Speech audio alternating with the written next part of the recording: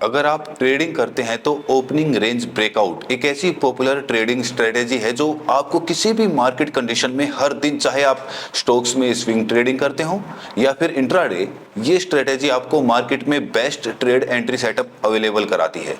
लेकिन बहुत से ट्रेडर इस स्ट्रेटेजी के बारे में जानते तो हैं, लेकिन सही जानकारी ना होने की वजह से इसका इस्तेमाल करते समय बहुत सी कॉमन मिस्टेक्स कर देते हैं, जिससे उन्हें लॉस होता है। इसीलिए आज की वीडियो में हम ओपनिंग रेंज ब्रेकआउट स्ट्रेटेजी क्या है और ये कैसे काम करती है, इसके बारे में पूरी डिटेल से जानने वाले हैं।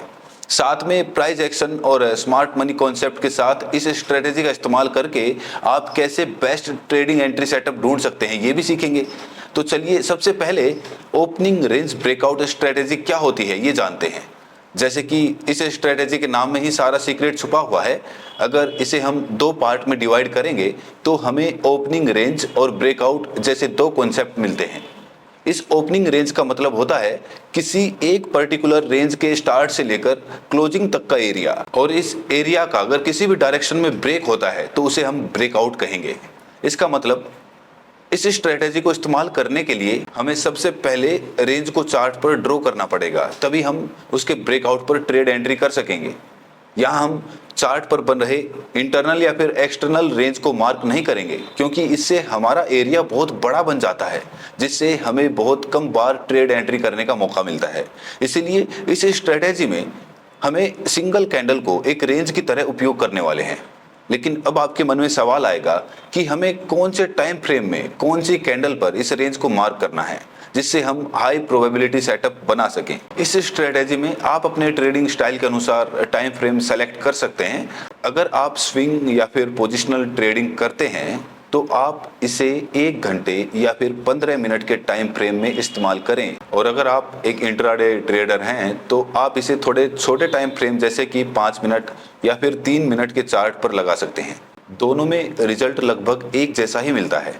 स्विंग ट्रेडिंग में आप ज़्यादा देर तक अपने ट्रेड को होल्ड करते हैं, इसीलिए आपको मार्केट में आने वाले स्मॉल मूव्स को अवॉइड करने के लिए बड़े टाइम फ्रेम का इस्तेमाल करना फ़ायदेमंद होता है। तो एक इंट्राडे ट्रेडर को कम समय में क्विक एंट्री और एग्जिट करना होता है, इसीलिए उन्हें छोटे टाइम फ्रेम का ज़्यादा फायदा होता है। टाइम फ्रेम को जानने के बाद अब चार्ट में कौन सी कैंडल पर इसे मार्क करना है ये समझते हैं। अब यहाँ बहुत से ट्रेडर ओपनिंग रेंज को मार्क करने के लिए दिन की शुरुआत में सबसे पहली कैंडल का इस्तेमाल करते हैं। कुछ हद तक ये ठीक है, लेकिन कई बार इससे आपको मनचाहे रिजल्ट्स नहीं मिलते, क्योंकि अगर निफ्टी 50 या बैंक निफ्टी के चार्ट पर आप ओपनिंग कैंडल को देखेंगे तो ज़्यादातर समय बहुत बड़ी कैंडलें दिन की शुरुआत में बनती हैं, और अगर हम इन कैंडल्स के हाई और लो को मार्क करेंगे तो हमें बहुत बड़े एरिया के ब्रेकआउट का इंतज़ार करना पड़ेगा, और हो सकता है बहुत बार मार्केट दिन भर इसी रेंज में घूमता रहे और आपको कोई भी ब्रेकआउट देखने को ना मिले। साथ में दिन की शुरुआत में मार्केट में वोलेटिलिटी सबसे अधिक होने के कारण प्राइस बहुत तेजी से ऊपर नीचे मूव करती है, जिससे आपके स्टॉप लॉस हिट होंगे और आपको ना चाहते हुए ओवर ट्रेडिंग करनी पड़ेगी। इसीलिए इस हाई वोलेटिलिटी से बचने के लिए हमें कुछ देर तक मार्केट के थोड़ा शांत होने तक का इंतजार करना पड़ेगा। अब मार्केट में वोलेटिलिटी कम हुई कि नहीं, ये पहचानने का कोई खास नियम तो नहीं है, इसीलिए इसे पहचानने के लिए हमें चार्ट पर बन रहे कैंडल्स को भी समझना होगा। जैसे कि इस चार्ट में मार्केट शुरू होते ही एक स्ट्रॉन्ग रेड कैंडल बनाकर प्राइस तेजी से नीचे चली गई। अब हम इस कैंडल की रेंज को मार्क करते हुए इसके ब्रेकआउट तक ट्रेड एंट्री का प्लान करते हैं। यहाँ मार्केट और नीचे जाते हुए फिर से एक रेड कैंडल चार्ट पर बनाता है, जो कि लगभग पहली कैंडल की जितनी ही बड़ी है। अब क्योंकि यहाँ हमारे रेंज का ब्रेकआउट हुआ है, इसीलिए हम अपने प्लान के हिसाब से यहाँ शॉर्ट ट्रेड में एंट्री करते हैं। लेकिन हमारी एंट्री करते ही चार्ट पर एक बड़ी ग्रीन बुलिश कैंडल बनती है और मार्केट बहुत तेजी से रिवर्स हो जाती है, जिससे हमारा स्टॉप लॉस हिट होने के कारण हम इस ट्रेड से बाहर हो जाते हैं। अब क्या यह हमारी स्ट्रेटेजी गलत है या फिर ये मार्केट का कोई दोष है? ये ना तो मार्केट की गलती है और ना ही हमारी स्ट्रेटेजी की। हमने खुद सही जानकारी के अभाव में गलत जगह हमारी ट्रेड को एग्जीक्यूट किया, इसीलिए हमारा स्टॉप लॉस हिट हुआ। यहाँ इस ट्रेड में स्टॉप लॉस के साथ साथ दिन की शुरुआत में हमें लॉस होने के कारण हमारा कॉन्फिडेंस हिट होने से हमारी साइकोलॉजी पर भी इस ट्रेड का बुरा असर अब पूरे दिन भर रहता है। इसीलिए कोई भी स्ट्रेटेजी तभी काम करती है जब उसका इस्तेमाल हम सही समय और सही जगह पर करते हैं। इसके लिए हमें कुछ रूल्स फॉलो करने होंगे, जैसे कि नंबर 1, दिन की शुरुआत में पहले 10 मिनट में मार्केट की वोलेटिलिटी सबसे ज्यादा होने के कारण आपको कैंडल रेंज को मार्क नहीं करना है। नंबर 2, अगर दिन की शुरुआत में नॉर्मल कैंडल के बजाय बहुत बड़ी कैंडल्स चार्ट पर बनती हैं, तो जब तक कोई नॉर्मल साइज की कैंडल चार्ट पर नहीं बनती तब तक आपको ओपनिंग रेंज को मार्क नहीं करना है। नंबर 3, कैंडल रेंज को मार्क करते हुए कैंडल की दोनों तरफ की विक को आपको कंसीडर करते हुए रेंज को ड्रॉ करना है। जैसे कि ये 5 मिनट टाइम फ्रेम का चार्ट है, जहां दिन की शुरुआत होते ही मार्केट में वोलेटिलिटी होने के कारण बड़ी कैंडल्स बनने के बाद लगभग चौथी कैंडल नॉर्मल साइज की बनी है। अब हम यहां अपनी कैंडल ओपनिंग रेंज को मार्क कर सकते हैं, जिससे हमारा ब्रेकआउट एरिया पहले कैंडल के मुकाबले बहुत छोटा बन जाता है, जिस कारण इसके ब्रेक होने की संभावना बढ़ जाने से हमें सही समय पर ट्रेड एंट्री करने का मौका मिल सकता है। साथ ही अगर आप इंट्राडे ट्रेडिंग करते हैं और 15 मिनट के टाइम फ्रेम पर कैंडल रेंज को मार्क करेंगे तो आपको बहुत बड़ा एरिया मिलेगा। वहीं अगर आप 5 मिनट की कैंडल को मार्क करेंगे तो यहाँ पहले के मुकाबले हमारी रेंज थोड़ी छोटी हो जाती है, और अगर हम 1 मिनट की कैंडल का हाई एंड लो मार्क करेंगे तो ये रेंज उससे भी छोटी हो जाएगी, जिससे आपको फेक ब्रेकआउट सिग्नल मिलने की संभावना पहले के मुकाबले बहुत ज्यादा बढ़ जाती है। इसीलिए हो सके तो 5 मिनट या फिर ज्यादा से ज्यादा 3 मिनट तक के छोटे टाइम फ्रेम का इस्तेमाल करें और इससे नीचे जाने की कोशिश ना करें। कैंडल रेंज को किस तरह से मार्क करना है ये जानने के बाद आप ट्रेड एंट्री कैसे करेंगे ये जानते हैं। कैंडल रेंज ब्रेकआउट स्ट्रेटेजी में आपको रेंज के ब्रेकआउट होने के बाद एंट्री करनी पड़ती है। जैसे कि यहाँ हमने इस कैंडल की रेंज को मार्क कर दिया है, अब जब इस रेंज का ब्रेकआउट होगा तो हम यहाँ ट्रेड एंट्री करेंगे। अब यहाँ ब्रेकआउट के बाद ट्रेड एंट्री करने के 3 मेथड्स हैं जो सबसे ज्यादा इस्तेमाल किए जाते हैं। मेथड नंबर 1, अगर मार्केट एक स्ट्रॉन्ग कैंडल के साथ हमारी रेंज को ब्रेक करता है तो हम यहाँ सीधे ब्रेकआउट कैंडल की क्लोजिंग पर लॉन्ग ट्रेड में एंट्री बना सकते हैं।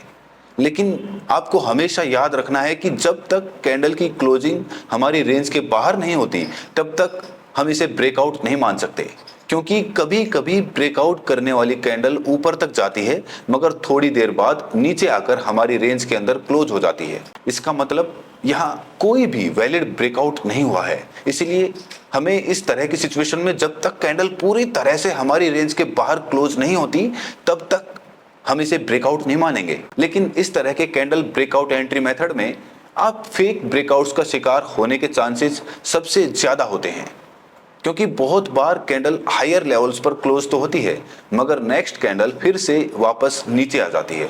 इसीलिए इस ट्रेड एंट्री सेटअप में सबसे ज्यादा रिस्क है। इस वजह से हम इस तरह की सिंगल कैंडल ब्रेकआउट को हो सके तो अवॉइड ही करेंगे। अब नेक्स्ट मेथड में हम ब्रेकआउट होने पर जब प्राइस नीचे हमारे मार्क किए हुए रेंज को रिटेस्ट करने के लिए आती है तो हम उस समय चार्ट पर बुलिश कैंडलस्टिक पैटर्न को देखकर यहाँ रिटेस्ट करने वाली कैंडल के हाई पर ट्रेड एंट्री करते हैं। अब इस परिस्थिति में ज्यादातर समय रिटेस्ट करते समय बनने वाली कैंडल लॉन्ग लोअर वीक होती है। इसका मतलब यहाँ प्राइस को सेलर्स ने नीचे तक पुश किया मगर वो उसे लोअर लेवल्स पर क्लोज करने में सफल नहीं हो पाए, यानी कि यहाँ बायर्स अब भी बाइंग करने में इंटरेस्टेड हैं, जिस कारण से उन्होंने प्राइस को फिर से हायर लेवल्स पर पुश किया है। इसीलिए ये एक स्ट्रॉन्ग बुलिश सिग्नल बन जाता है। इस मेथड में हमारी रेंज का ब्रेकआउट करने वाले कैंडल के प्रीवियस हाई के ब्रेक होने तक का इंतजार नहीं करते, बल्कि हम यहाँ रिटेस्ट कैंडल के हाई को एंट्री पॉइंट मानते हैं। उसके नीचे अपना स्टॉप लॉस लगाकर ट्रेड एंट्री करते हैं, जिससे हमारा स्टॉप लॉस पहले मेथड के मुकाबले छोटा होने के कारण रिस्क टू रिवॉर्ड रेशियो अच्छा बन जाता है। लेकिन कुछ भी हो, आपको यहाँ स्टॉप लॉस जरूर लगाना है। और तीसरे मेथड में हम रिटेस्ट के बाद पिछले स्विंग हाई का ब्रेकआउट होने तक का इंतजार करते हैं और ब्रेकआउट करने वाली कैंडल के हाई पर ट्रेड एंट्री करते हुए उसके नीचे अपना स्टॉप लॉस लगा देते हैं। अब क्योंकि इस ब्रेकआउट मेथड में हम रिटेस्ट के बाद पिछले लेवल का ब्रेकआउट होने तक का इंतजार करते हैं, इसीलिए हमारी ट्रेड एंट्री हमारे मार्क किए हुए रेंज से काफी ऊपर जाकर होने के कारण यहाँ रिस्क ज्यादा होता है। क्योंकि यहाँ हमारा स्टॉप लॉस पहले के मुकाबले बहुत बड़ा होने के कारण यहाँ best risk to reward ratio नहीं मिलता। इसीलिए हम इस ट्रेड एंट्री मेथड को भी अवॉइड करेंगे। इसका मतलब हमें यहाँ दूसरे मेथड पर फोकस करना सबसे फायदेमंद साबित हो सकता है। इसी सेम मेथड को हम बेयरिश ट्रेंड में शॉर्ट ट्रेड एंट्री करने के लिए भी इस्तेमाल कर सकते हैं। यहाँ दोनों में ट्रेड एंट्री के नियम लगभग एक जैसे हैं, सिर्फ ट्रेड की डायरेक्शन चेंज हुई है। ब्रेकआउट एंट्री मेथड को फाइनल करने के बाद अब स्मार्ट मनी कॉन्सेप्ट के साथ इस स्ट्रेटेजी को कैसे इस्तेमाल करना है ये जानते हैं। अब इस चार्ट में प्राइस तेजी से नीचे जाने के बाद फिर से ऊपर निकलते हुए हायर लेवल्स पर एक नॉर्मल साइज की कैंडल बनी है। इसका मतलब यहाँ इस लेवल पर आकर मार्केट में मॉर्निंग के समय जो वोलेटिलिटी थी वो कुछ कम हो चुकी है, जिससे मोमेंटम में कमी आने के कारण कैंडल्स की साइज फिर से नॉर्मल हो गई है। अब हम यहाँ इस आखिरी कैंडल के हाई और लो को मार्क करते हुए कैंडल रेंज को ड्रॉ कर सकते हैं। नेक्स्ट ग्रीन बुलिश कैंडल के बाद प्राइस नीचे जाते हुए फिर से हमारी रेंज एरिया में वापस आती है और यहाँ एक स्ट्रॉन्ग बुलिश रिजेक्शन कैंडल बनाती है। अब आप कंफ्यूज हो गए होंगे कि यहाँ ये कैंडल रेड होने के बावजूद में इसे बुलिश रिजेक्शन कैंडल क्यों बोल रहा हूँ। इसे समझने के लिए आपको इस कैंडल के पीछे के बायर्स और सेलर्स की स्ट्रेंथ को समझना होगा। यहाँ इस लेवल पर ये कैंडल ओपन होने के बाद सबसे पहले बायर्स इसे थोड़ा ऊपर ले गए, सेलर्स ने यहाँ सेलिंग प्रेशर बढ़ाया जिस वजह से प्राइस नीचे चली गई। लेकिन लोअर लेवल पर बायर्स ने एक बार फिर से अपने स्ट्रेंथ को दिखाते हुए प्राइस को हायर लेवल पर ले जाकर क्लोज कर दिया। इसका मतलब यहाँ सेलर अपने इरादों में कामयाब नहीं हो पाया, जिस कारण मैं इसे एक बुलिश कैंडल बोल रहा हूँ। कुछ लोग इसे बुलिश पिन बार कहते हैं तो कुछ इसे हैमर कैंडल भी कहते हैं। इसी तरह आपको हर एक कैंडल को पढ़ना आना चाहिए। कैंडल स्टिक के सभी फॉर्मेट्स के बारे में हमने प्राइस एक्शन की एक पूरी प्लेलिस्ट बनाई है, जिसके जरिए आप बेसिक से लेकर एडवांस तक कैंडल स्टिक पैटर्न को पढ़ सकते हैं, जिससे आपके सारे डाउट्स क्लियर हो जाएंगे। इसका मतलब प्राइस एक्शन के अनुसार यहाँ बायर्स मार्केट में फिर से अपना कंट्रोल बनाने की कोशिश कर रहे हैं। साथ ही अगर आप स्मार्ट मनी कॉन्सेप्ट के हिसाब से इस चार्ट को देखेंगे तो आपको यहाँ दो कैंडल्स के दौरान क्लियर गैप दिख रहा है, जिसे हम प्राइस इम्बैलेंस या फिर फेयर वैल्यू गैप कहते हैं। अब चूंकि इस कैंडल की लोअर विक इस फेयर वैल्यू गैप में टच करने के बाद रिजेक्शन फेस कर रही है, इसका मतलब यहाँ इस एरिया में जो भी पेंडिंग ऑर्डर्स थे वो मार्केट में पूरी तरह से फिल हो चुके हैं, जिस वजह से प्राइस में रिजेक्शन आ रहा है। अब कुछ ट्रेडर्स कहेंगे कि यहाँ इस कैंडल ने तो इस एरिया के सिर्फ ऊपरी हिस्से को ही टच किया है, तो क्या ये एक वैलिड रिजेक्शन है? इसका आंसर है यस, ये एक वैलिड रिजेक्शन है। इसे अच्छी तरह से समझने के लिए इन चार रिजेक्शन पैटर्न्स को समझिए। यहाँ पहले में कैंडल सिर्फ हायर एरिया को टच करती है, तो दूसरे एग्जाम्पल में कैंडल एरिया के 50% के लेवल तक जाकर वापस आई है, तो तीसरे में इस एरिया के लोअर लेवल्स को कैंडल ने टच किया है। अब इन तीनों कंडीशंस में दिखाई दे रहा प्राइस रिजेक्शन वैलिड माना जाता है, क्योंकि यहाँ प्राइस ने फेयर वैल्यू गैप एरिया को ब्रेक नहीं किया है, लेकिन सबसे आखिरी एग्जाम्पल में प्राइस हमारे गैप एरिया से बाहर निकल चुकी है। इसीलिए ये एक इनवैलिड फेयर वैल्यू गैप कहा जाता है, क्योंकि यहाँ प्राइस ने लॉन्ग लोअर विक बनाकर इस एरिया से रिजेक्शन लिया है। इसीलिए यहाँ चार्ट पर बुलिश साइड में प्राइस का मोमेंटम आने की संभावना सबसे ज्यादा है। इसीलिए हम यहाँ इस कैंडल के हाई पर लॉन्ग ट्रेड में एंट्री करने के लिए अपना स्टॉप लॉस इसके नीचे लगाकर स्टॉप लॉस से कम डबल का प्रॉफिट टारगेट लगा सकते हैं। अब अगर यहाँ से मार्केट हमारे अपोजिट डायरेक्शन में भी चला गया तो हमारे पास यहाँ नीचे फेयर वैल्यू गैप एरिया का सपोर्ट मौजूद है। इस तरह से आप यहाँ लॉन्ग ट्रेड में अपनी एंट्री प्लान कर सकते हैं। लेकिन अगर मार्केट हमारी कैंडल रेंज एरिया को लोअर साइड में ब्रेक करता है और इस तरह से कैंडल स्टिक पैटर्न बनाता है, तो हम यहाँ बन रहे इस बियरिश फेयर वैल्यू गैप को हमारी शॉर्ट ट्रेड एंट्री के लिए इस्तेमाल कर सकते हैं।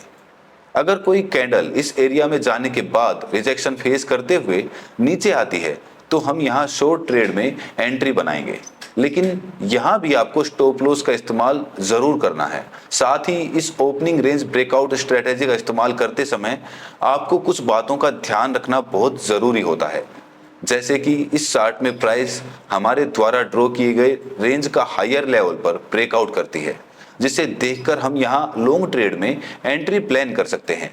लेकिन इस ट्रेड में एंट्री करने से पहले आपको चार्ट पर कुछ की लेवल्स को देखना बहुत जरूरी है।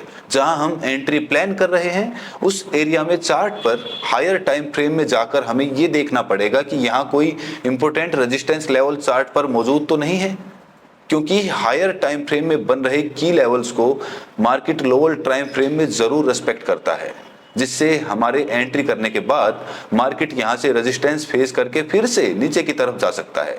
इसीलिए अगर आप 5 मिनट के टाइम फ्रेम में ट्रेड एंट्री करते हैं तो आपको 15 मिनट या फिर 1 घंटे के टाइम फ्रेम चार्ट पर की लेवल्स को ढूंढने की कोशिश जरूर करनी है, तभी आप मार्केट में ट्रैप होने से बच सकेंगे। अगर ओपनिंग रेंज ब्रेकआउट के बारे में आपके मन में अभी भी कोई सवाल है तो आप कमेंट्स में पूछ सकते हैं। इसके अलावा आप हमारा टेलीग्राम ग्रुप भी ज्वाइन कर सकते हैं हमारी एक्यूरेसी चेक करने के लिए, जहां पर हम फॉरेक्स प्लस इंडियन मार्केट में लगभग रोज ही ट्रेड प्रोवाइड करते हैं। जरूर हमारे चैनल को सब्सक्राइब करें, ज्यादा से ज्यादा वीडियो को शेयर करें, ताकि लोगों में जो एक गैम्बलिंग की आदत पनप रही है ट्रेडिंग के नाम पर, शेयर मार्केट के नाम पर, उसको बिल्कुल कम किया जा सके और उन लोगों को जागरूक किया जा सके। बहुत बहुत शुक्रिया।